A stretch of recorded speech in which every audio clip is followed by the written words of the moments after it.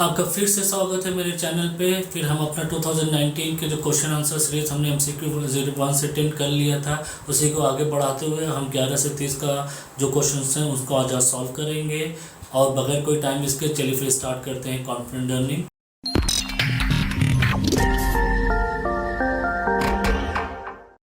Next question हमारा क्या कहता है, ये भी हिस्टोग्राफी, ये भी आपका मिनरोलॉजी से रिलेटेड है। इसमें क्या, विच of the following mineral exhibit the optic interference figure given below. ये जो ऑप्टिकल फिगर है ये किसका है, क्वार्ट्ज का है, डाइऑक्साइड का है, गार्नेट का, ऑर्थोक्लेस का है, उसको हम देखेंगे। अब देखते हैं इसका एक्सप्लेनेशन क्या है। आपको मैं बता दूं कि मिनरल्स हमारे यूनिएक्सियल और बायएक्सियल होते हैं, वो कैसे डिफाइन होते हैं। यहाँ पे आप देख रहे हैं ये जो क्रॉस है आपका बहुत ही सिमेट्रिक है। इस क्रॉस को हम मेलाटोप बोलते हैं। मेलाटोप में क्या होता है आप ये समझिए कि it indicates the position of the optic axis. जो ऑप्टिक एक्सिस उसकी पोजीशन को रिफर करता है। जब एक मेलाटोप होता है तो वो आपका यूनिएक्सियल मिनरल होता है, और जब दो मेलाटोप होता है इस तरीके से तो वो बायएक्सियल मिनरल होता है। तो इस फिगर से तो आपको ये पता चल गया कि ये आपका यूनिएक्सियल मिनरल हो गया। अभी मिनरल हमने यूनिएक्सियल बायएक्सियल क्यों डिफाइन किया, क्योंकि इस मिनरल ये जो मिनरल्स हैं ये किस फॉर्म में क्रिस्टलाइज हुए हैं उसी की बेसिस पे हमारा यूनिएक्सियल और बायएक्सियल मिनरल डिफाइन होता है। तो अब आप समझिए कि इफ अगर जैसे कि मैंने बोला कि इफ टू मेलाटॉप होगा तो बायएक्सियल मिनरल होगा, बट यहाँ पे एक मेलाटॉप है तो ये यूनिएक्सियल मिनरल है। और आपको मैं बता दूँ कि जो आपका ट्राइक्लिनिक, मोनोक्लिनिक और आर्थोरोमिक मिनरल्स होते हैं ये आपके बायएक्सियल मिनरल्स होते हैं, और वो आपको दो मेलाटॉप दिखाते हैं। अगर आप टेट्रागोनल और हेक्सागोनल मिनरल्स की बात करें तो ये आपका यूनिएक्सियल मिनरल होते हैं और ये एक मेलाटॉप दिखाते हैं। तो हमारे पास जो भी मिनरल टेट्रागोनल और हेक्सागोनल में क्रिस्टलाइज हुआ होगा, क्रिस्टल फॉर्म मतलब आपका जो क्रिस्टल सिस्टम में होगा वही हमारा यूनिएक्सियल मिनरल होगा। तो अब हमको यहाँ पे देखना है कि गॉस, डाइऑक्साइड, गार्नेट, ऑर्थोक्लेस किसके क्रिस्टल सिस्टम में आते हैं, उसी के हिसाब से हमारा यूनिएक्सियल और बायएक्सियल मिनरल डिफाइन होगा। आपको पता है कि जो क्वार्ट्ज होता है वो हेक्सागोनल मिनरल में डिफाइन होता है, इसका मतलब ये यूनिएक्सियल मिनरल है। डाइऑक्साइड जो होता है आपका क्लाइनोपैरेक्सिन होता है, ये आपका मोनोक्लिनिक मिनरल में होता है। जबकि गार्नेट जो आपका होता है वो आइसोटोप होता है, ये कोई भी मेलाटोप शो नहीं करता है। ऑर्थोक्लेस की बात करते हैं, ऑर्थोक्लेस भी आपका मोनोक्लिनिक होता है, यहाँ ये भी मोनोक्लिनिक है। ये आपका क्या, ये भी आपका मोनोक्लिनिक है, ये आपका आइसोट्रोपिक है। इसका मतलब जो क्वार्ट्ज है जो कि हेक्सागोनल में जा रहा है यही आपका आंसर होगा। तो ये इसको हमको करने के लिए क्या क्या जानने की जरूरत पड़ी, पहले तो मेलाटोप को समझने की जरूरत पड़ी कि मेलाटोप से हमको ये पता चला कि यूनिएक्सियल मिनरल है कि बायएक्सियल मिनरल है। जब हमको ये पता चल गया कि बायएक्सियल यूनिएक्सियल है, फिर हमको ये देखना पड़ा कि किस क्रिस्टल सिस्टम में ये आता है, क्योंकि uniaxial mineral particular crystal system में होते हैं, बायएक्सियल पर्टिकुलर सिस्टम में होते हैं। तो वो आपको क्रिस्टल सिस्टम याद करना पड़ेगा, और इसके बाद ये जो मिनरल्स आपको दिए हैं वो किस क्रिस्टल सिस्टम में जाते हैं वो भी आपको पता होना चाहिए। चलिए moving to the next question. Next question हमारा यहाँ पे क्या है, match the minerals in the group 1 with the corresponding characteristic properties in group second. तो चलिए इसका एक्सप्लेनेशन देख लेते हैं एक एक करके।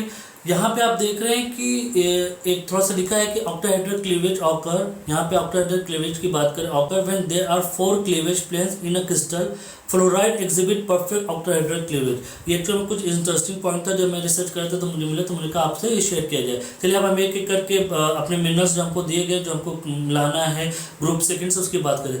जो लेब्राडोराइट होता है वो आपका फेल्डस्पार मिनरल होता है, ये आपका प्लेजियोक्लेस सीरीज में मिलता है आपको। ये 50 to 70% एनॉर्थोइड होता है, और ये बहुत ही अच्छा प्ले ऑफ कलर शो करता है। तो आपका P2 हो गया ऑप्शन। तो ये दोनों ऑप्शन तो आपको कैंसिल आउट हो गए, और C और D की बात करते हैं। अब एक्टिनोलाइट क्या होता है, ये एम्फीबोल ग्रुप का होता है, और इसमें जो होते हैं, जो इसकी हैबिट होती है एसिकुलर होते हैं, ये निडल शेप में आप इसको देखेंगे। एक्टिनोलाइट आपको निडल शेप में हैबिट दिखाता है। तो आपका Q3 हो गया। तो Q3 दोनों में है, तो अभी तक दोनों ऑप्शन हमारे सेम है।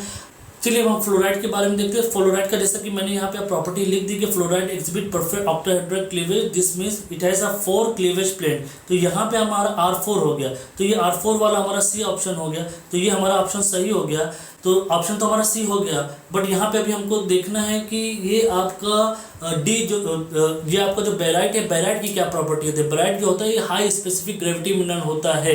तो इसी तरह आपको एक एक करके एक एक मिनरल के बारे में पता था, आपने आराम से ऑप्शन लगा दिया। आपको बेराइट के बारे में नहीं भी पता होता तब भी आप ऑप्शन तक पहुँच गए थे, तो कोई बड़ी बात नहीं थी इसमें। जैसे कि मैंने हर बार कहा कि अपने आप ऑप्शंस को आप एक्सक्लूड कर दिए, जो ऑप्शन आपको सही नहीं लगते, फिर आपके पास नंबर ऑफ ऑप्शन कम होंगे तो चूज़ करना ज़्यादा आसान होगा। Now moving to the next question, match the metamorphic rock in group 1 with the corresponding parent rock in group 2. यहाँ अभी जैसा कि आपको याद होगा, मैंने ग्रुप, अगर आपने मेरा पिछला वीडियो देखा था जिसमें मैंने फेसिस की बात की थी कि जो मिनरल्स थे आपके किस किस फेसिस में आते हैं, अगर पेरेंट रॉक अलग होता है तो उसी फेसिस में दूसरा रॉक टाइप बन जाता है, दूसरा मिनरल्स बन जाता है, क्योंकि आपके पेरेंट रॉड अलग होती है। तो उसी तरह ये भी है कि हमको पेरेंट रॉड दी गई है, उससे कौन से आपके मेटामॉर्फिक रॉक बनेगी वो हम देखने की कोशिश करते हैं। तो हमारे एक्सप्लेनेशन के हिसाब से आपको सबको मालूम है जो क्वार्ट्जाइट है वो सैंडस्टोन से बनता है, बहुत सिंपल है। तो हमने क्वार्ट्जाइट को सैंडस्टोन से मिला दिया, S3 हो गया, यहाँ पे हमारा बी ऑप्शन हो गया, ये आपका बी हो गया या सी हो गया। अब हम एक एक करके और देखते हैं। जो आपका एम्फीब्लाइट होता है, इसके लिए जो आपका मतलब जो पेरेंट रॉक होनी चाहिए ये आपका मैफिक रॉक होनी चाहिए। तो इसमें से मैफिक रॉक आपका बेसाल्ट है, तो बेसाल्ट से एम्फीबोलाइट बनता है, या तो बेसाल्ट हो, गैब्रो हो, या कुछ और रॉक हो, तो उसके मेटामॉर्फिज्म से आपका एम्फीबोलाइट रॉक बनती है। तो आपका P4 हो गया। तो P4 आंसर तो आपका बी हो गया। तो आपको सिर्फ दो के बारे में पता था, क्वार्ट्जाइट के बारे में पता था, एम्फीबोलाइट के बारे में पता था, और आपने अपना ऑप्शन बी चूज कर लिया। बट हम फिर भी देखते हैं कि खोंडालाइट क्या होता है। खोंडालाइट क्या होता है, आपका ये ग्रेनाइट फेसिस में बनती है, ये हाई ग्रेड मेटामॉर्फिक रॉक होती है। ये आपका खोन ट्राइब है इंडिया में, उसके नाम पे रखा गया है। अब खोंडाइट में आप समझ लीजिए कि क्या क्या होता है। ये क्वार्ट्ज होता है, सिलिमनाइट होता है, गार्नेट होता है, के फेल्डस्पार होता है, बायोटाइट होता है, ग्रेफाइट होता है। ये आपकी हाई पोटेशियम और हाई एल्युमिनियम, जो इसमें कैल्शियम होता है, ये बहुत ही कम होता है। इस तरह के राख आपको कहाँ मिलती है, जो फाइन ग्रेड रॉक होती है, जो जैसे कि शेल होती है, शेल के मेटामॉर्फिज्म से ही आपका खोंडालाइट बनता है। उसके बाद हमारे पास है कार्लजेनेसिस। कार्लजेनेसिस मार्स होता है। मार्स आपको पता है CaCO3 का फॉर्म में होता है, लाइम होता है, मडस्टोन जिसको होते हैं, बहुत ही फाइन ग्रेड रॉक होता है। इसमें variable content of clay and silt होते हैं, और ये आइडियल कंपोजिशन है कैल्शियम निस रॉक को बनाने के लिए। तो इस तरह के ऑप्शंस आपके हो गए। अब आप ये समझ लिए कि जैसे मैंने बोला कि आप अगर मेटामॉर्फिक फेसिस के बारे में थोड़ा डिटेल में JD विंटर से पढ़ लेते हैं तो आपका जैम में बहुत आसानी से आप क्वेश्चन में कम से कम 3 से 4 क्वेश्चन आराम से कर सकते हैं।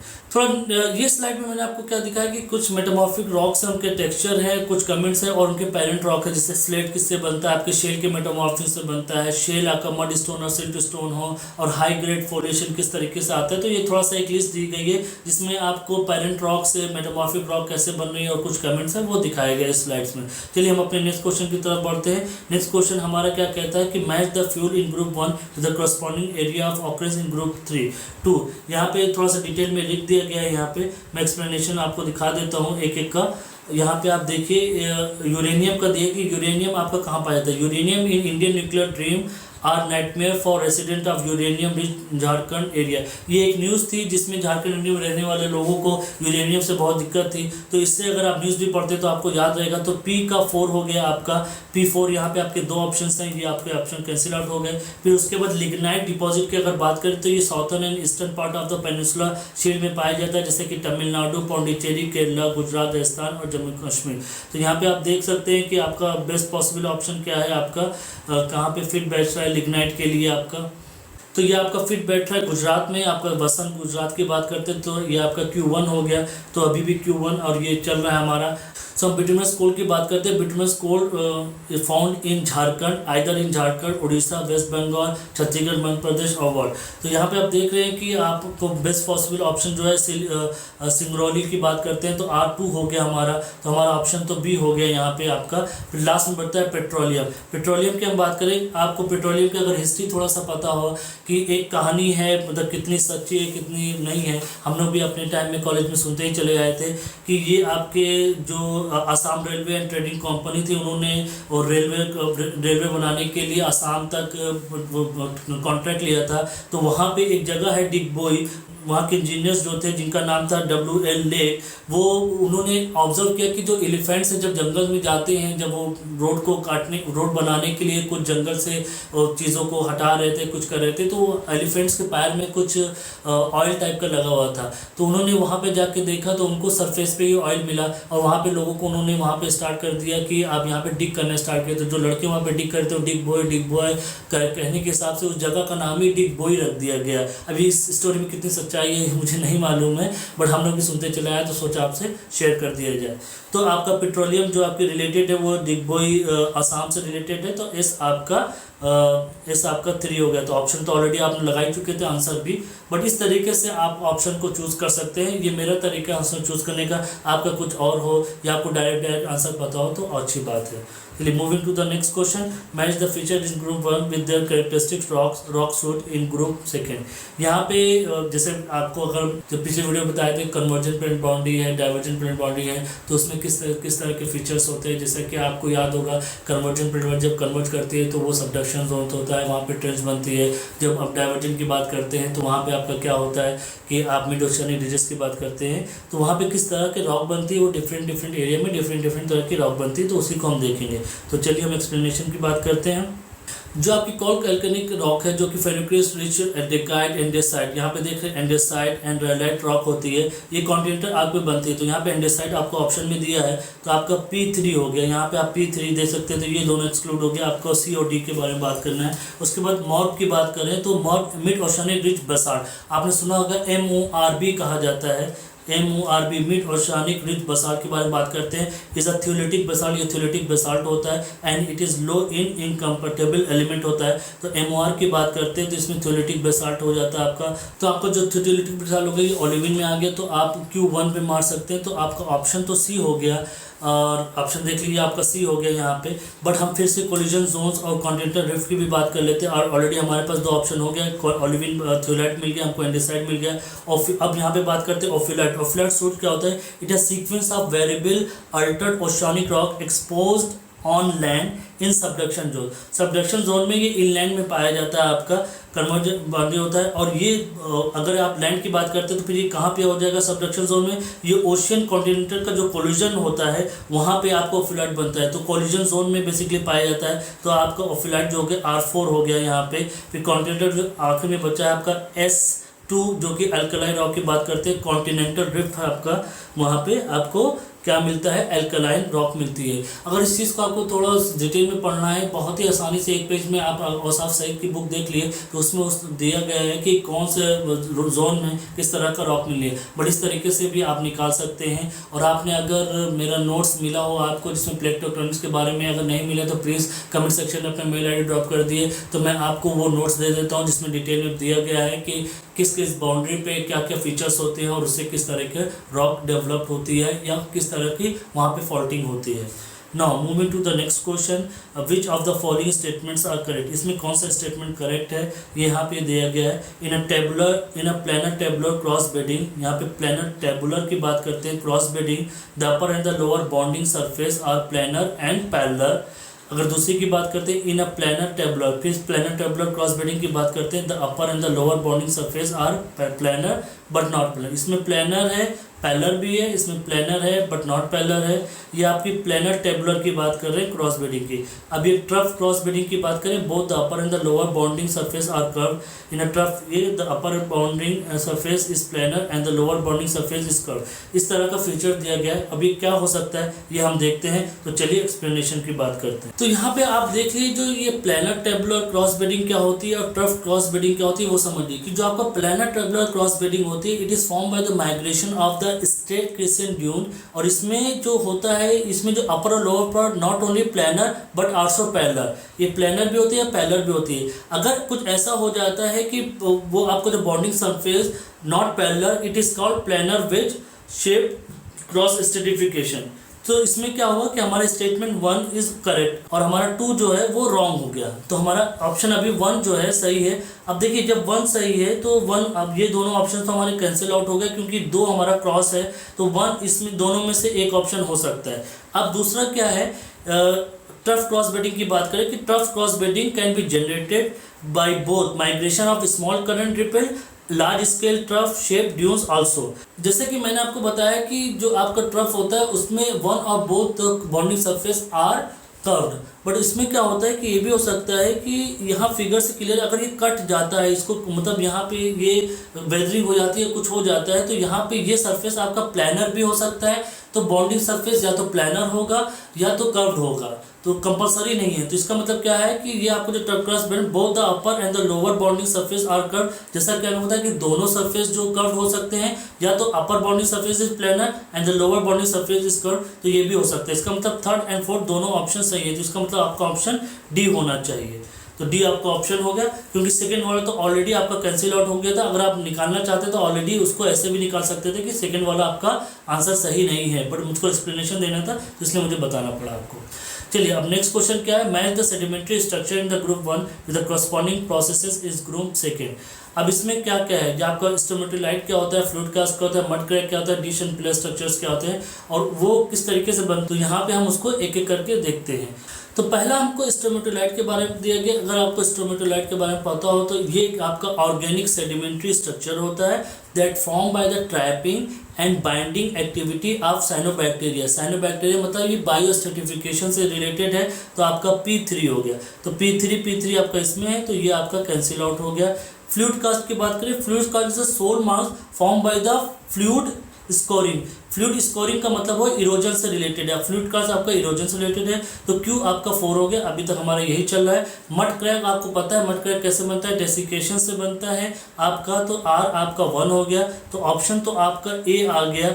जो डिश एंड प्लेट स्ट्रक्चर होता है वो आपका form due to the escape of the water, it is somehow related to the liquefaction process also. तो डिश एंड प्लेट स्ट्रक्चर आपका S2 हो जाएगा। तो इस तरीके से आपको ऑप्शन मिल जाता है आपका A।